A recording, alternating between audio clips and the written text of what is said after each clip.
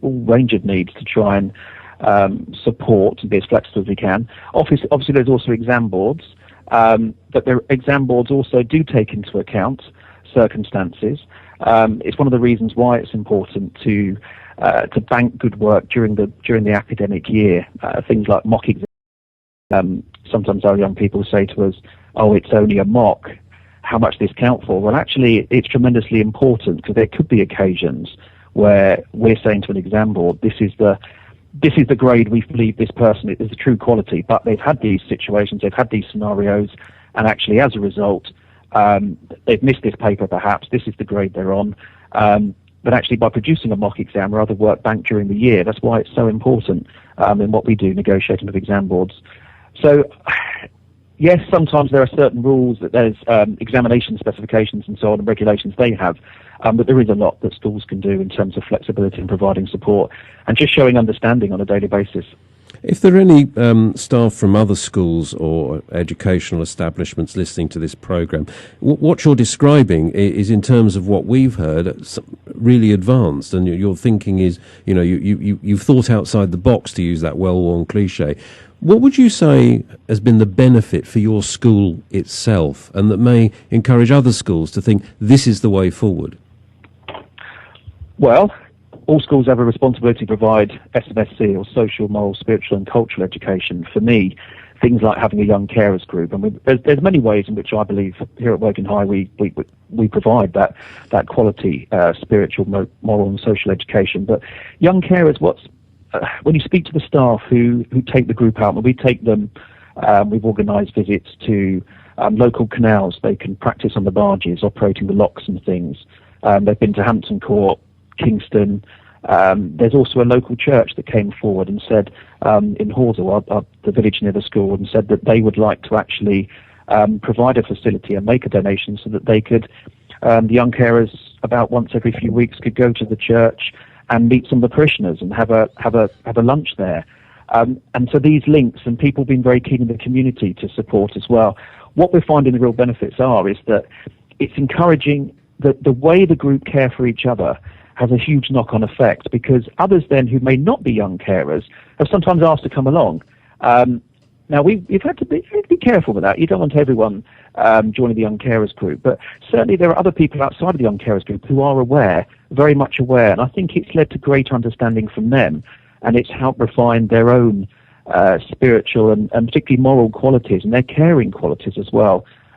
We're extremely proud of our students, and when Ofsted came to visit us last March, they had nothing but praise for the way that students did show consideration for one another. And I think having young carer groups has a huge knock-on effect, an immense knock-on effect upon the rest of the school. It sends very powerful messages.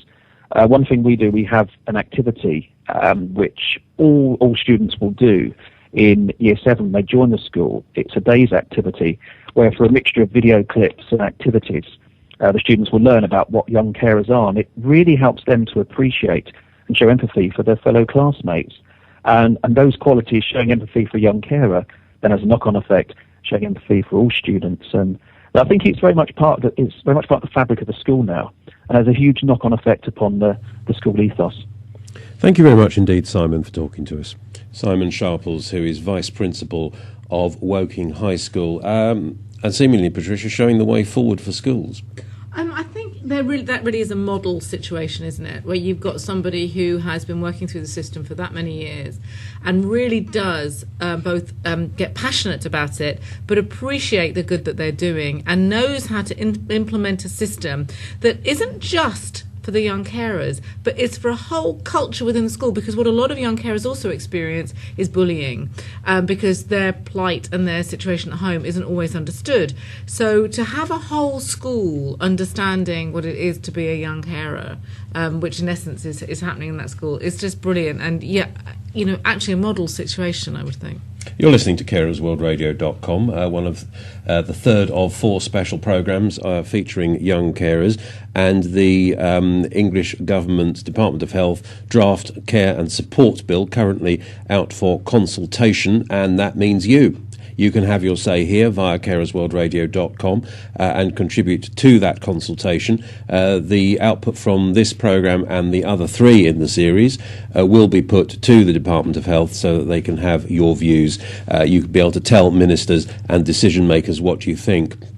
So how do local authorities, we've looked at schools, we've looked at organisations like Childline, so how do local authorities deal with the practicalities of meeting carers' needs, and how will that change if the draft care and support bill becomes law? Joining us now on Carers World Radio is John Bangs, Senior Manager, Carers Commissioning for Surrey County Council. John, welcome to the programme. Hi there. If the Department of Health sponsored draft care and support bill becomes law, and bearing in mind that our listeners probably aren't familiar with the detail, what do you see as the consequences for young carers and parent carers? Well, the new bill promises to really strengthen the rights of the majority of carers, of adult carers, and most people working with carers, I think, have really welcomed that. The problem with it is that it's actually been brought forward at the same time as various changes in children's legislation, and there's a concern that the risk that young carers could fall down the middle, as it were. So could we perhaps just start with the situation as it is at the moment? And then we'll look later if the bill becomes look in more detail if the bill becomes law. So how do things stand at the moment for young carers and parent carers? Well, the position for young carers is that they're covered by 3 Carers Acts in different ways, which are quite complicated the way they fit together, and those 3 Carers Acts interact with both the Children Act, which is what is used to give services to disabled children, and also to the adults legislation, which is a whole load of acts that are known together as community care legislation. So it is quite complicated, actually, and what we're bothered about is that what we have on the table and make it even more complicated. Is that more complicated for adult carers or more complicated for young carers? More complicated for young carers. For the adult carers, it's going to be beautifully simple.